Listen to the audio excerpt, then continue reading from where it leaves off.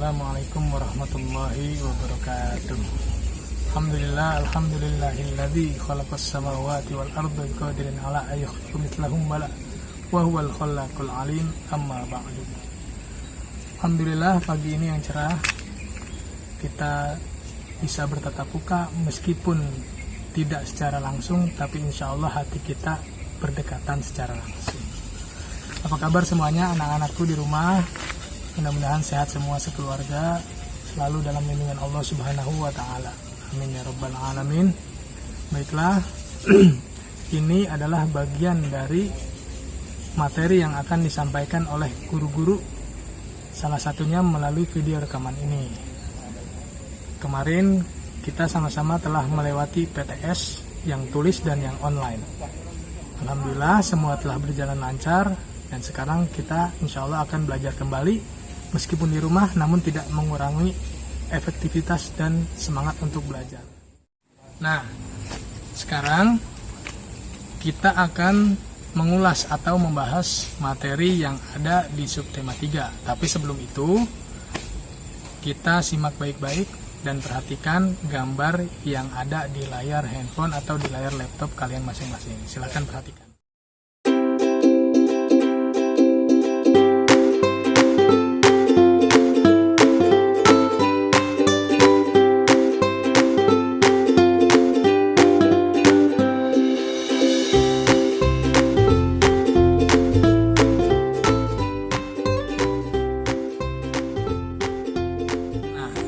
Setelah menyimak dan memperhatikan gambar-gambar yang tadi, kira-kira apa yang terlintas atau dapat kita simpulkan dari gambar-gambar tersebut? Barusan ada dua gambar yang kontradiktif atau berlawanan. Yang pertama, kira-kira kegiatan apa yang dilakukan pada gambar pertama? Kemudian apa tujuan dari gambar pertama tersebut? Kemudian kira-kira kegiatan yang dilakukan pada gambar pertama, apa manfaat dari kegiatan tersebut untuk alam? Sebaliknya, pada gambar kedua, kita perhatikan sangat berlawanan dengan gambar yang pertama tadi. Nah, kira-kira kegiatan yang ada di gambar kedua dapat berdampak apa kepada alam sekitar kita? Sekarang coba kita pikirkan bersama-sama.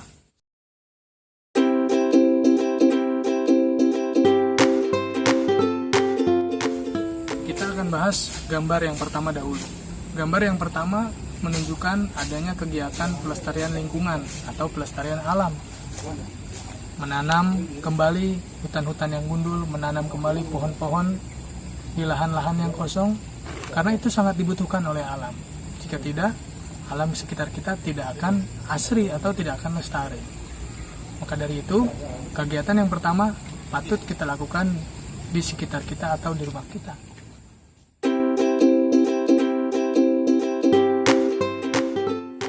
Sekarang kita bahas tentang tujuan yang ada pada kegiatan gambar pertama.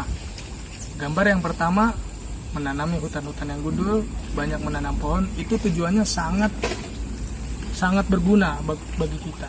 Yang pertama, tujuannya untuk menjaga ketersediaan air di sekitar kita. Zaman sekarang sudah banyak. Kadang musim kemarau kita ikut kekeringan. Tidak pada zaman dahulu. Pada zaman dahulu hutan masih banyak pohon. Makanya tidak ada cerita kekeringan air. Tidak seperti zaman sekarang. Sekarang udah banyak gedung, udah banyak rumah, perumahan dan bangunan di mana-mana. Sekalipun adanya pohonnya pohon-pohon biasa. Tidak pohon-pohon besar lagi. Nah, setelah itu bagaimana manfaatnya? Setelah kegiatan dilakukan, tujuannya apa dari kegiatan tersebut? Kira-kira manfaatnya apa untuk kita, untuk manusia? Bahkan untuk hewan dan makhluk lain juga. Manfaatnya sangat besar. Yang pertama, tentu manfaatnya adalah menjaga ketersediaan air supaya tidak kekeringan, tidak kesusahan. Sekarang air bersih sangat sulit dicari. Itu karena sudah tidak ada lagi persaringan air di alam. Akhirnya mau tidak mau manusia membawa air dari gunung atau membeli air dari perusahaan-perusahaan yang memang memiliki supplier air di gunung tersebut. Selain itu, manfaat dari pelestarian lingkungan atau pelestarian alam itu menjaga ketersediaan air yang sangat berguna bagi kehidupan kita sehari-hari.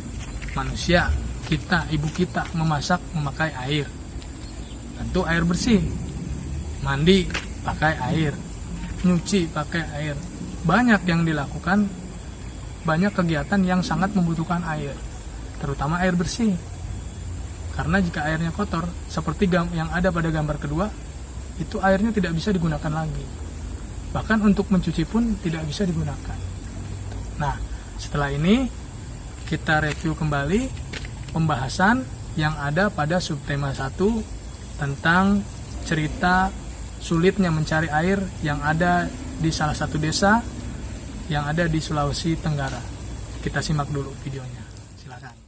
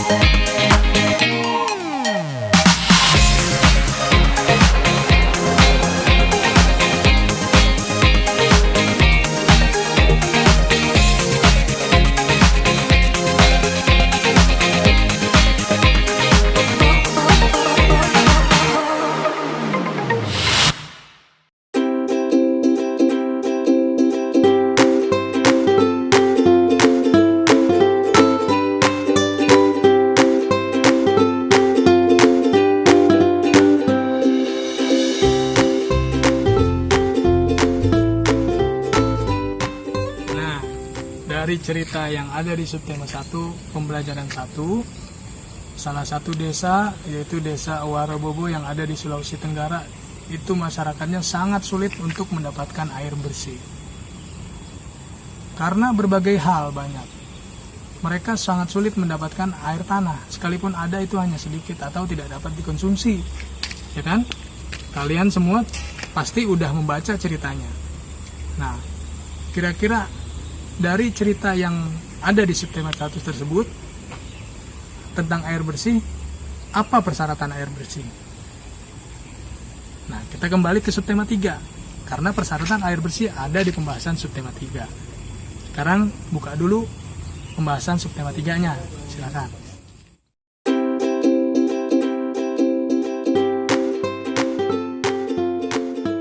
Orang-orang zaman dahulu itu mendapatkan air bersih sangat mudah. Cuma lama mendapatkannya karena keterbatasan teknologi. Alat-alat waktu itu hanya terbatas. Alat-alatnya paling sekedar timba atau pakai ember biasa, jerigen dan lain-lain. Zaman sekarang teknologinya canggih, semua pakai teknologi. Tidak ada yang tidak pakai teknologi, semua pakai. Cuman ketersediaan air bersih zaman sekarang sangat sulit. Sekalipun ada itu daur ulang. Kita sama-sama tahu di Jakarta seperti itu. Di kota-kota besar rata-rata seperti itu.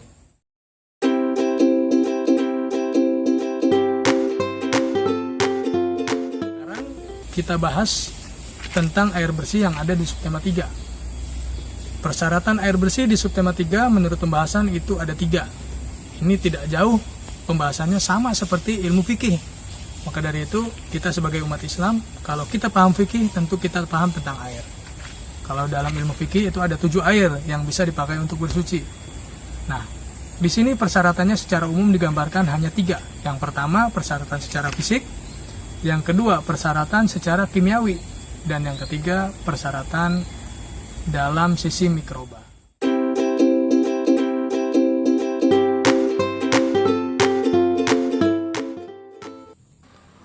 Persyaratan air bersih yang pertama yaitu air secara fisik. Kita lihat airnya itu warnanya alami, artinya tidak berwarna karena campuran-campuran bahan atau benda-benda apapun yang ada di air tersebut. Kemudian air tersebut juga tidak berbau, tidak enak. Jadi baunya murni seperti air pada umumnya. Kemudian rasa dari air tersebut harus sejuk. Coba kalau kita sedang liburan atau jalan-jalan ke puncak atau daerah-daerah yang masih alami. Kita rasakan airnya itu airnya sejuk sekali, adem. Nah, itu air tersebut secara fisik berarti telah memenuhi persyaratan air bersih. Persyaratan air bersih yang kedua, yakni persyaratan secara kimiawi, yaitu air tersebut tidak mengandung bahan-bahan yang membahayakan. Zaman sekarang kita perhatikan banyak pabrik yang membuang limbahnya ke sungai. Nah, itu merusak kandungan air secara kimiawi. Kemudian tidak mengandung besi atau zat-zat lain yang membahayakan bagi manusia atau bagi makhluk untuk dikonsumsi. Kemudian juga tingkat pH atau keasaman air itu ada di tingkat yang terbaik. Untuk dikonsumsi biasanya antara 6,5 sampai 9 bahkan sampai 12 itu sangat bagus bagi tubuh kita karena sangat segar. Banyak contoh air pH tinggi, contohnya ada di supermarket. Kalau kita sedang ke supermarket atau swalayan, kita beli air, ada salah satu merek air yang pH-nya sangat tinggi. Nah, itu segar sekali. Itu contoh air yang ber-pH tinggi secara kimiawi. Nah, itu persyaratan air bersih yang kedua. Sekarang yang ketiga, persyaratan air bersih yang ketiga adalah persyaratan secara mikroba. Tentu kalau yang pertama sudah dipenuhi, yang kedua sudah dipenuhi, pasti yang ketiga tidak akan terjadi.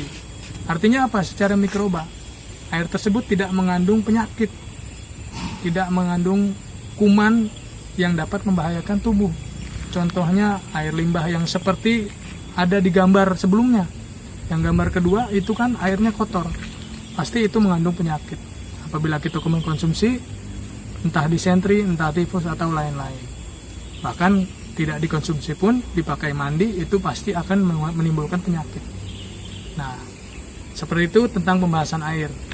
Maka dari itu, kita telah mengetahui semua tentang air, bagaimana kewajiban kita sebagai manusia untuk menjaga dan melestarikan lingkungan kita semua.